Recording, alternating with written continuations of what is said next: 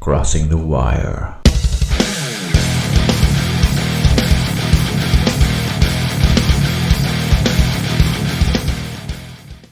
All right, welcome to the second episode of Crossing the Wire. This is basically us dudes getting together, an excuse to hang out, talk about anything and everything.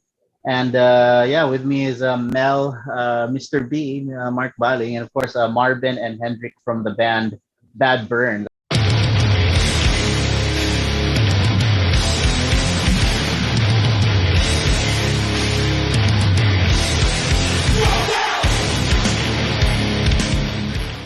Well, my first experience with Badburn, I think, was Merrick's. I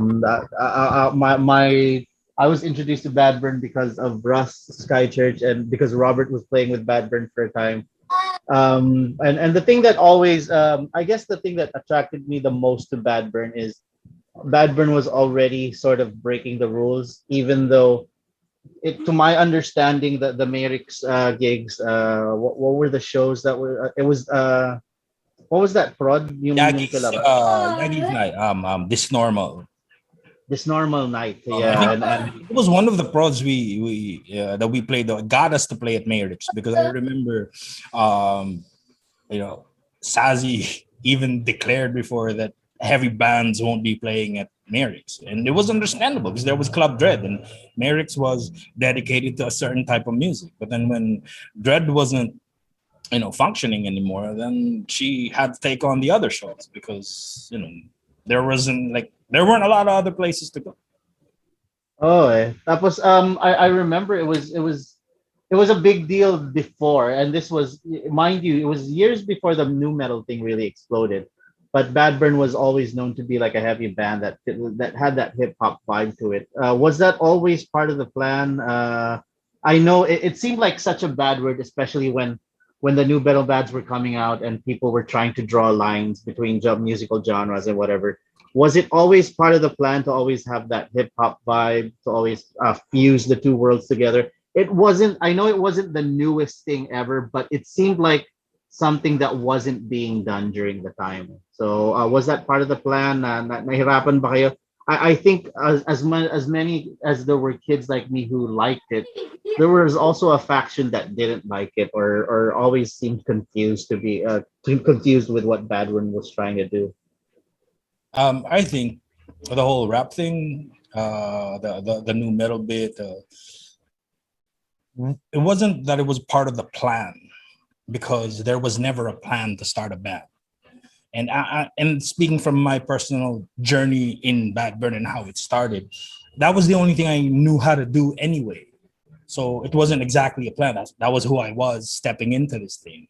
So that's why when I jammed at Perf Studio with the boys, the very first time, I had lyrics. I had kind of tons of lyrics, but I didn't have. Back then, I only had an experience with two DJs, and that was the most human interaction I had with lyrics I wrote. So Perf Studio was really the first, like, I just forgot what I was talking about. What was the question? Was Si the Perf whole rap Daan. meet? Oh yeah. Okay, now I remember. So it wasn't a plan to be like a rap metal band or anything, but that was just how it turned out to be because starting in it, there was nothing else I could do. I mean, up to now, I can't even sing and whatever. So, and then I think it was just great that everybody else who joined Badburn after the very first lineup, the jam band, after the jam band, like was just into it. Nobody wanted to change it. Nobody said, "Baduy nito, this rap metal thing." And I guess one other point was back in '95 or '94, there weren't a lot of bands who were doing this rap metal thing correctly. And yeah, that may come off as bragging a little bit, but the truth about it is you had to have MC skills to do this rap thing. Whether you're playing in front of a DJ or with a band, it shouldn't matter. What you said should make sense. What you said should matter. So it didn't really matter to us that it was the whole rap metal thing, although we felt the effects of it. There were people who um, started like, so rap metal pala kayo, uso pala kayo. So ayaw na namin sa Badburn dahil ganyan, hanggang ganyan lang pala yung gusto ninyo, rap metal. Yes, I did. That's true. That is true. I tried. And then Hendrick said, you sound like Basti Artadi. And then I forgot about it altogether. And that was like 25 years ago. Ganda pa rin ang boses ni Marbs. Well. So there. If I may interject, there was a time that we wanted to really set ourselves apart, but that idea came in. Like a what if situation, because everybody, the whole new metal thing was already exploding at that time.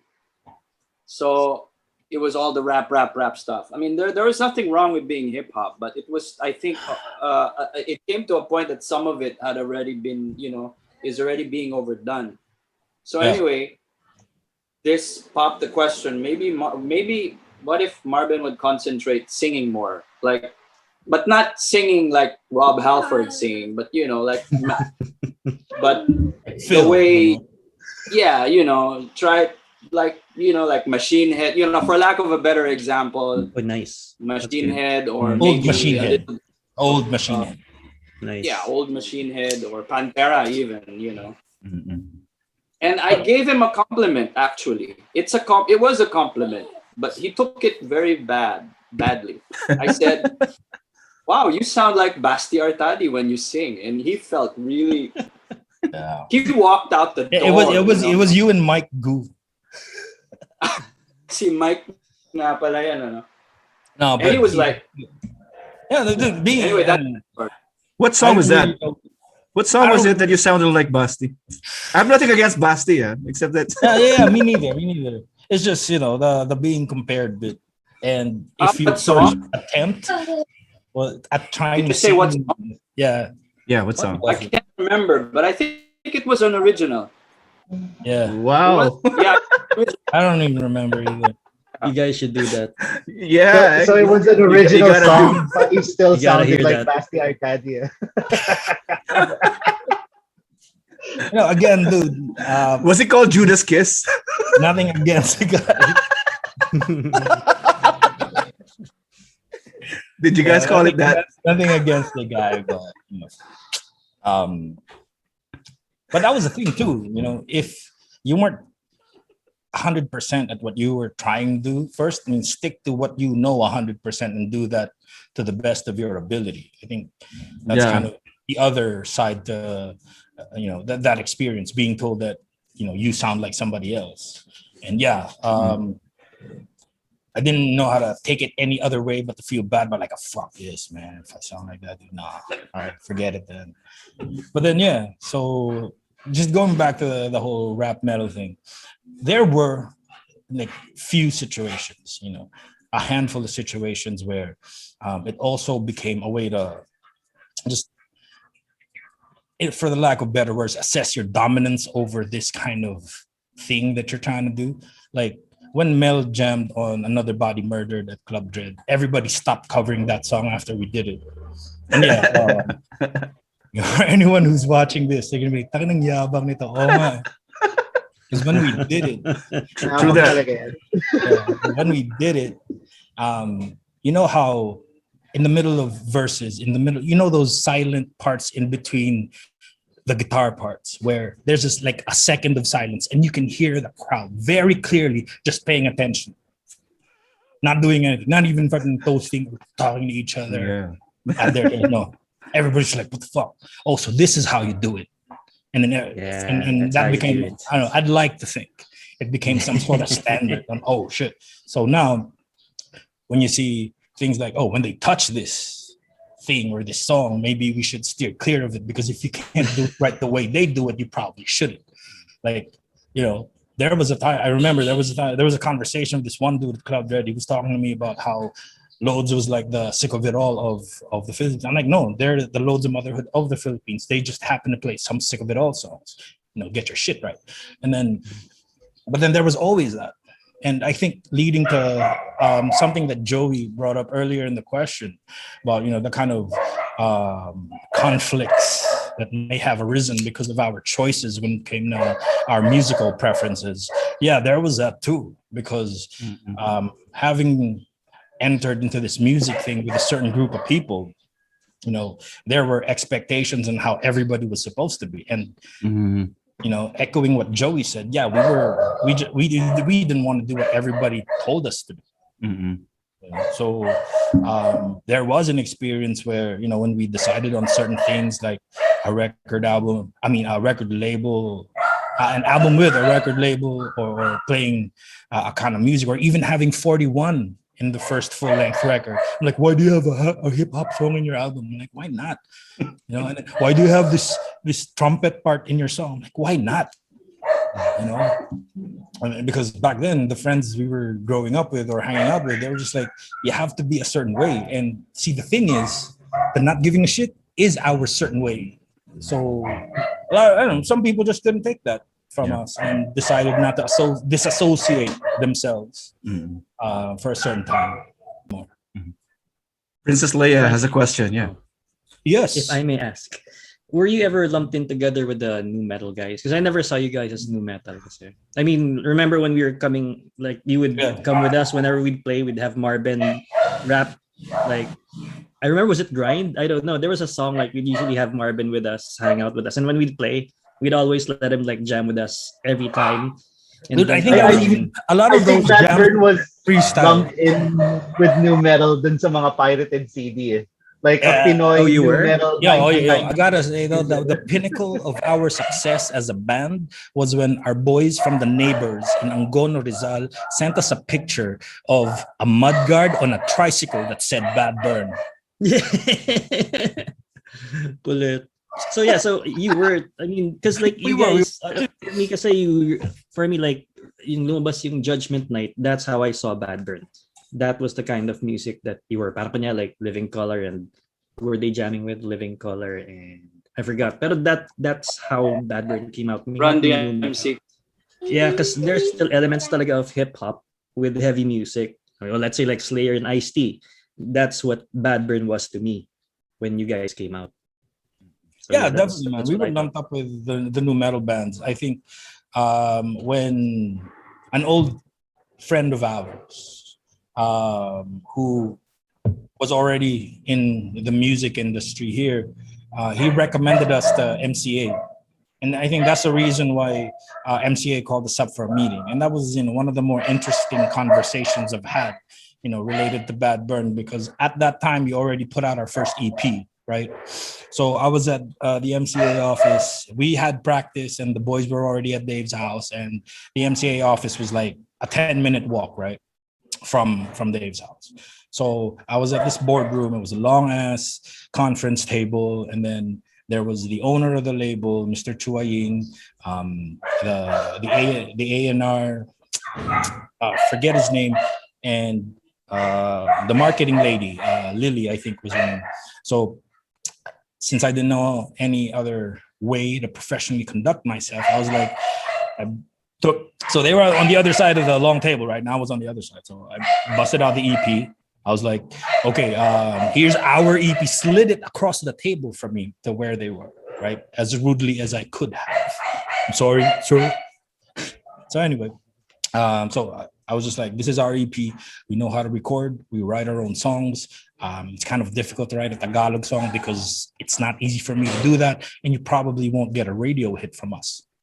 And then, you know, the old owner looked at both of his people like, what am I, like with that look on his face, like, what am I doing here?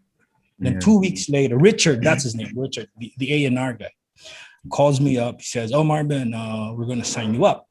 And okay, but this is how we'd like to proceed with it. You give us the budget, we pick the studio, we produce it. Hendrick will take care of the cover art and probably some of the other merch, like the posters and whatnot. And basically he was like, is there anything else you need from us? I said, give me the 2-inch reels and I'll take care of it.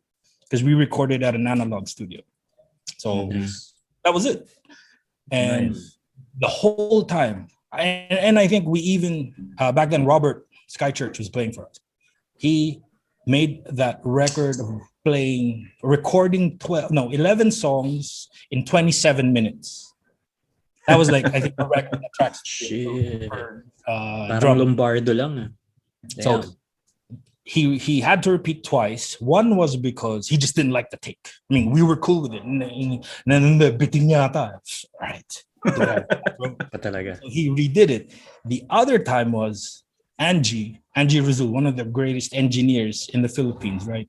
The dude was amazed by Robert. He forgot to press the record button because he was just fucking, Oh, shit. you know, and he's like, dude, it's happened to me a lot. You know, I know this may not look really good professionally, but this guy, so you know, that's Yeah, but those talaga. are the only 2 times he had to retake a song, and so we did that.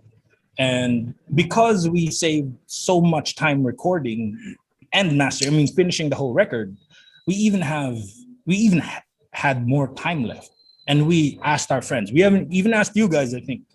If you wanted to record the tracks, we've got like, a couple of more Oh, yeah. out. We did that. At the time, loads, of course, you motherfuckers were like first fucking choice.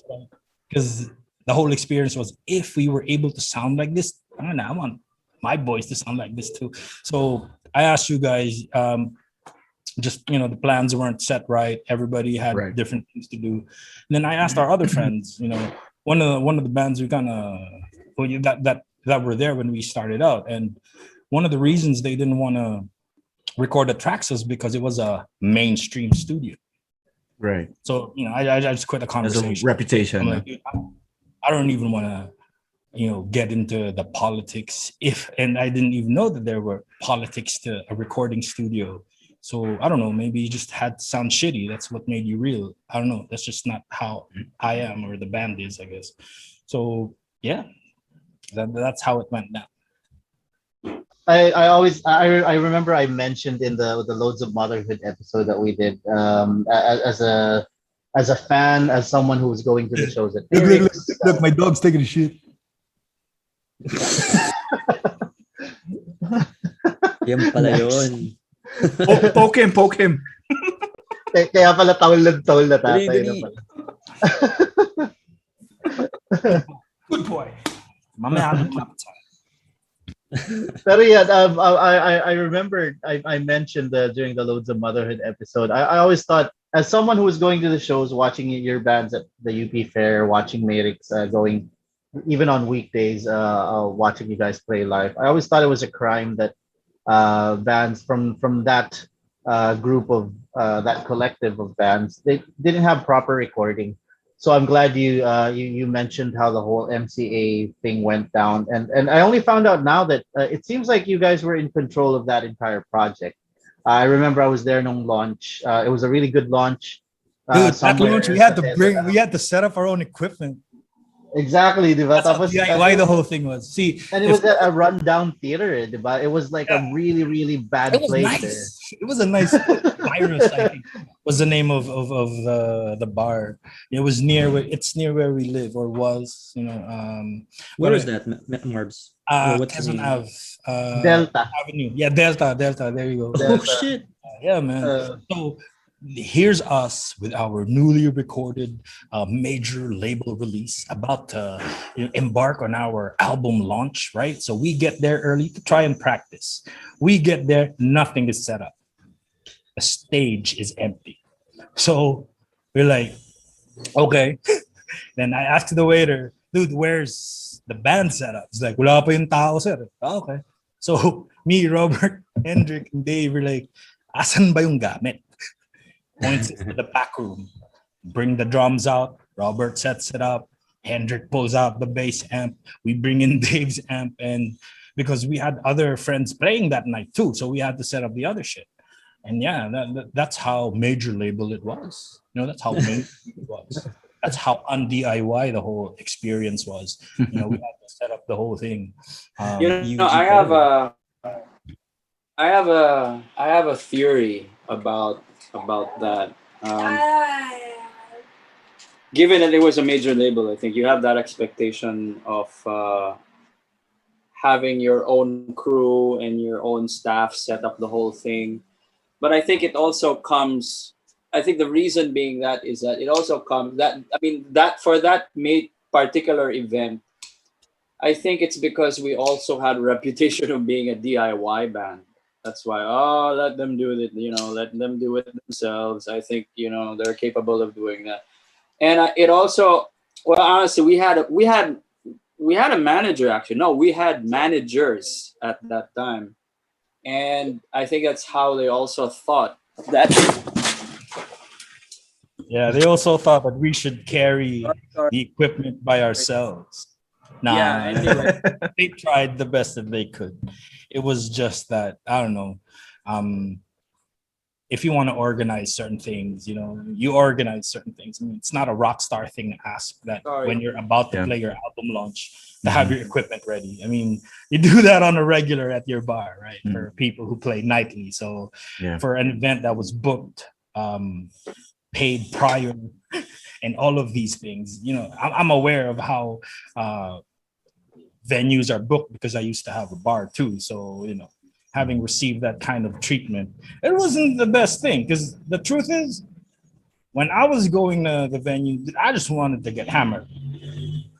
Yeah. I just wanted to get really wasted with my friends because it was basically a standing room show, right? We had Brownbeat, we had the Neighbors, we had Moik, we had Goo, right? Yeah.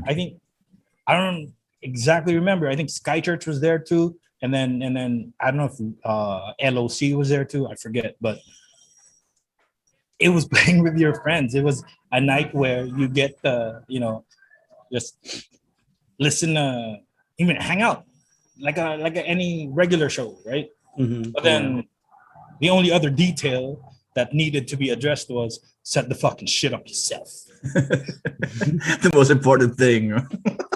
Yeah, I didn't know that was in the technical rider that the band was supposed to take care of it. Oh, my bad. Didn't read it.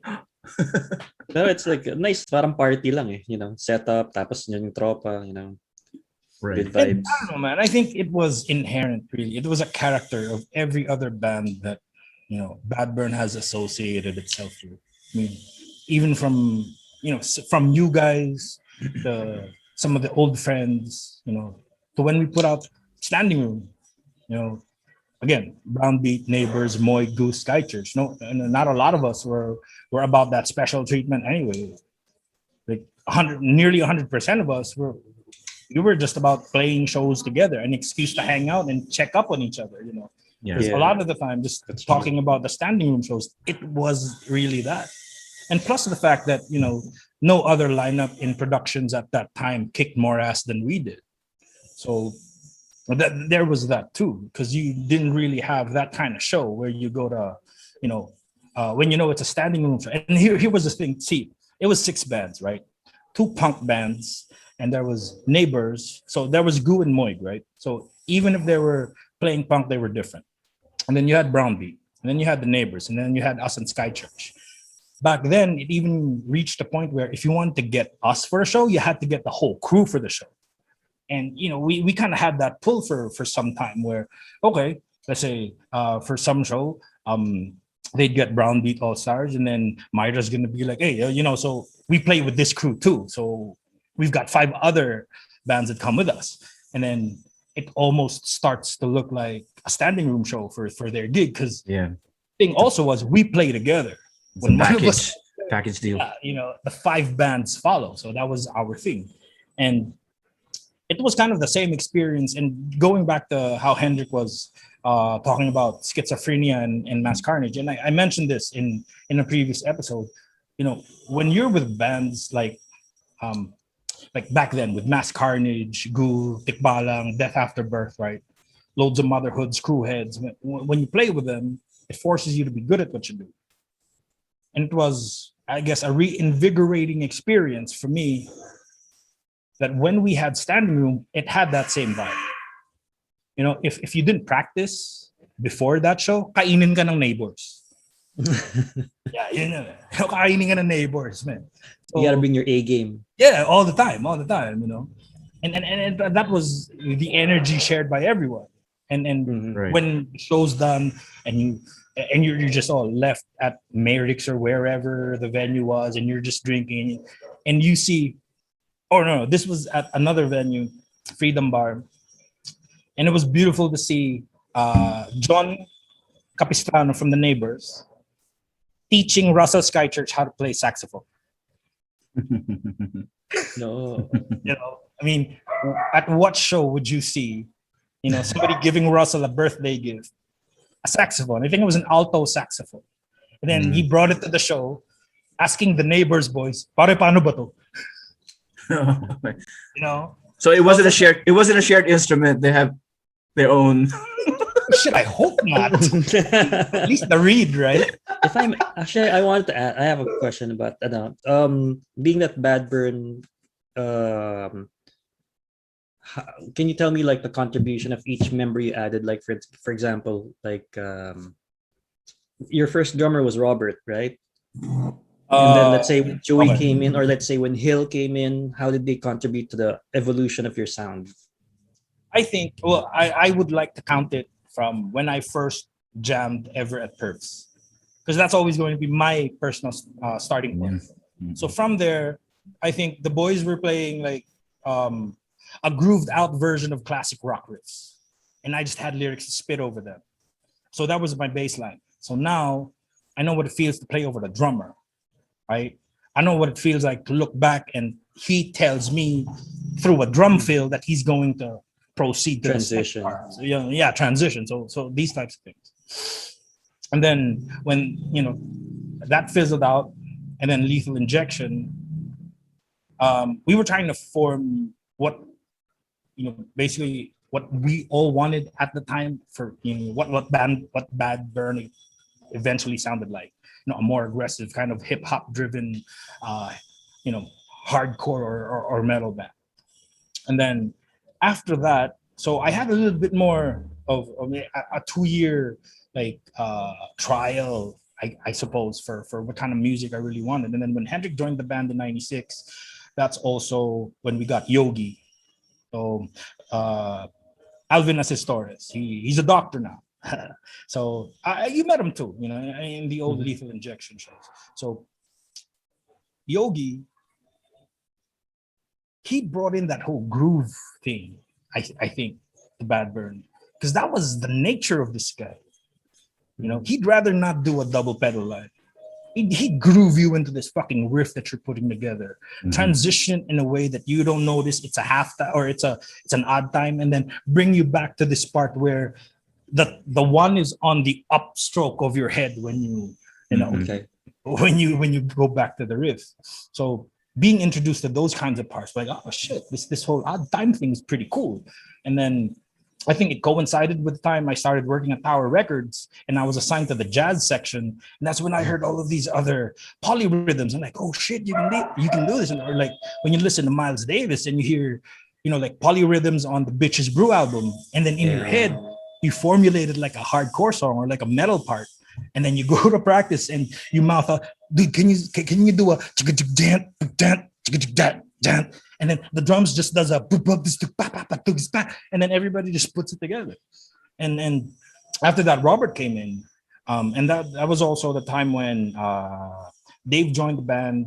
Cloyd had to leave for the States, and like Hendrick said, you know, the definition of how we are started from there. When Dave joined the band, it helped shape what we ended up being up until now. And then when Robert left, we got Joey. Joey Valverde, right? Yeah, Joey V, Beatmaster V. And dude, I remember conversations with Hendrick before. Like, are we ever gonna find the right fucking drummer and guitar player? Well, maybe we should do like a bass vocals band, like a you know, like a Ned's Atomic Dustbin, only watered down. Oh, sorry, just a question. So like, in terms of like transitioning from Robert to Joey, was there differences, or like did you want to keep the same consistency with that of Robert, or did Joey bring a much different style, or how did that work into it? I think the best way I can answer that is Joey being the kind of dude that he is, right? He's one of the most responsible people I know. He's one of the humblest people I know too. He's one of the guys, if you ever doubt yourself about like forgetting your roots or just wondering where you should be or how you should be, you go and look at that guy, observe him, how he conducts himself, how he deals business, how he is with his family, and yeah, it brings you back to what you should be doing. That's my long intro to saying, Joey at first told us, para hindi ko kaya yung ginagawa ni Bert. And we were just like, di namin kailangan yung ginagawa ni Bert. Kailangan namin yung ginagawa mo, and whatever it is. And that was the only conversation about that. Yes, Kuya, go ahead. So Robert left the band, and we were without a drummer for quite some time. And we actually auditioned a few drummers, and one very notable audition actually was a guy by the name of Moon Fortuno. Okay, the surname alone, we already get a ring to it, right? He's the son of a famous rock and roll legend. Right. Shit. Anyway, to cut a long story short, that jam didn't work very well at the time because when he was jamming, I think he played a gig with us, like 1 or 2 gigs. I can't really remember. But here's your powder. Here's your powder. Anyway, so things didn't work out with Moon. So excuse me. So anyway, David and I started going regularly to a lot of underground metal shows. Yeah, you guys found Joey. Scouting. You guys were scouting. Yeah, and there was a grindcore band called Extreme Response, and that I swear that was probably one of the fastest blast beats I have ever heard in a long time. I listen to bands like Napalm Death, Brutal Truth, Carcass, even bands like Morbid Angel, although they're not grindcore. But this guy was precise, and he does pretty interesting halftime, not exactly 100%, but his halftime groups are really different, but at the same time, it reminded me of our first drummer, Yogi. A very loose. Yeah, dude, I was gonna Joey he has a very interesting combination of looseness and precision when it comes to playing fast and then transitioning to a halftime groove. What I liked about it what I saw that night, what Dave and I saw that night, immediately prompted us after the show to approach him. And then, Dave and I introduced ourselves to him. Yada, yada, yada, how are you? And just cut a long story, cut to the chase. How are we're you? from Badburn and we're looking for would you like to jam with us?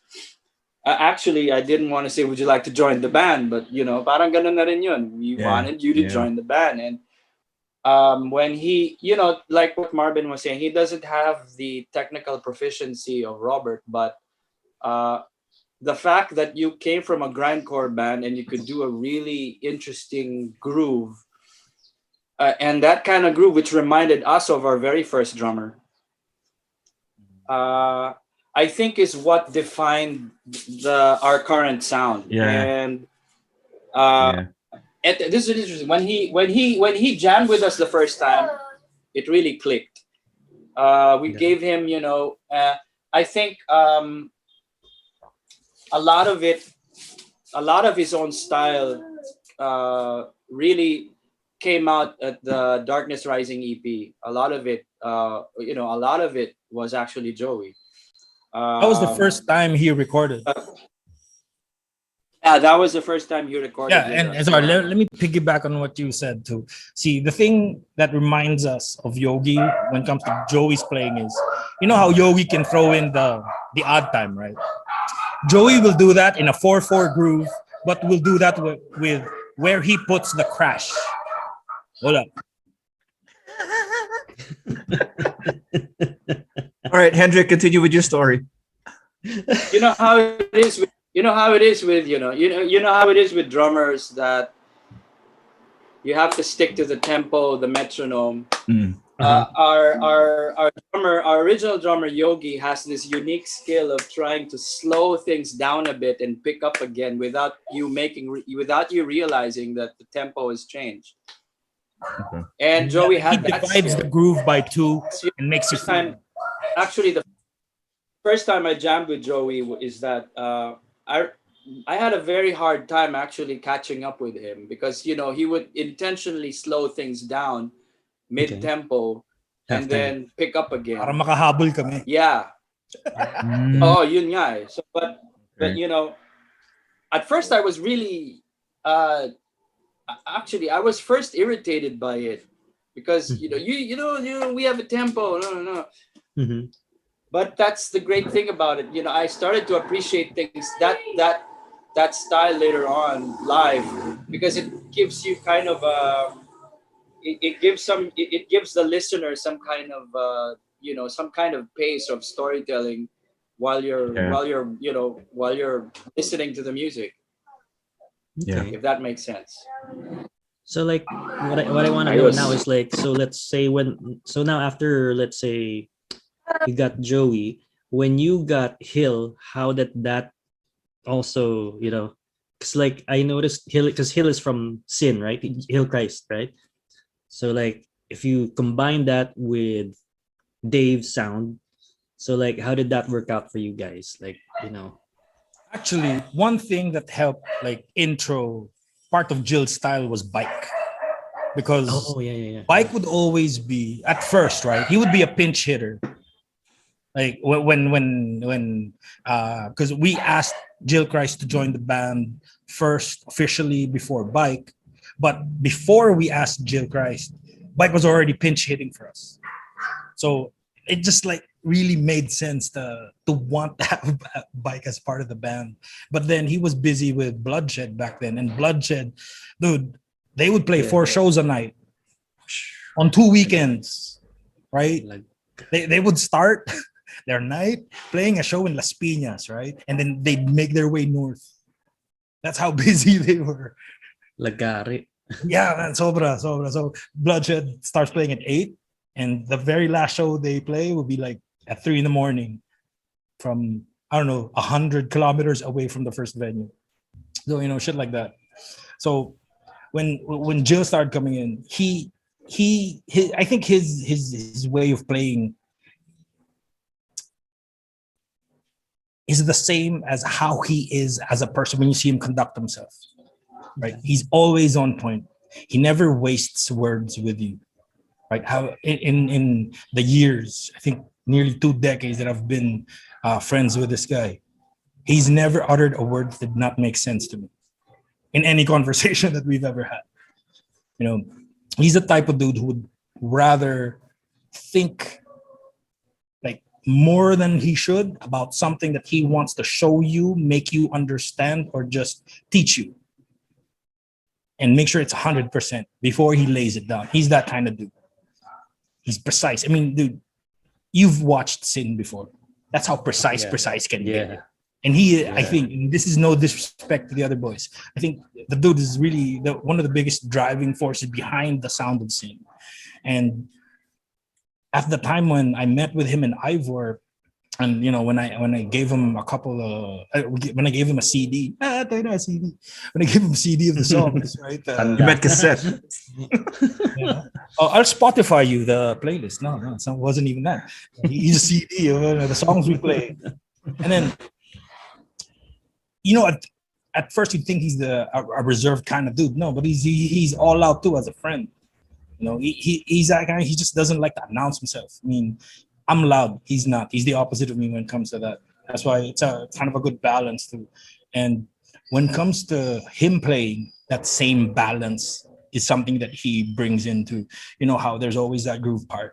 We've always been about that. And then he introduces this like odd time stabbing of a person 37 times, right? In that 4-bar riff. And it just makes sense. Yeah. And he's not the type to like wander off into a jam and you're gonna destroy this. No, he'd listen and observe first, and then like a sniper looking into his scope, adjusting every dial. That's when he says, oh, this is the part I think that fits best for whatever there.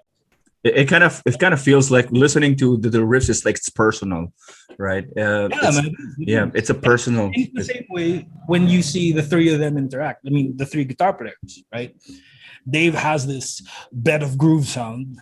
Bike will introduce a lick that you didn't know was coming but fits, and then Jill Christ will just come from underneath and over, will thread through the whole thing, and will make you appreciate how the three parts sound together. That's I think the most beautiful thing about what they do. So like question, sorry. So you got who came first? Jill or Bike? Or did they Officially, join at I the would same say time? it was kind of the same time. Because Same again, time? Oh, yeah, jackpot. Bike's You already got been. two guitarists. He would that- either in play the guitar or same time, bass. Bike would either Oh. play guitar or bass. I mean, the only thing he hasn't done was play drums and vocals. It's not a traditional setup wherein you have three guitar Fashion Iron players. Maiden.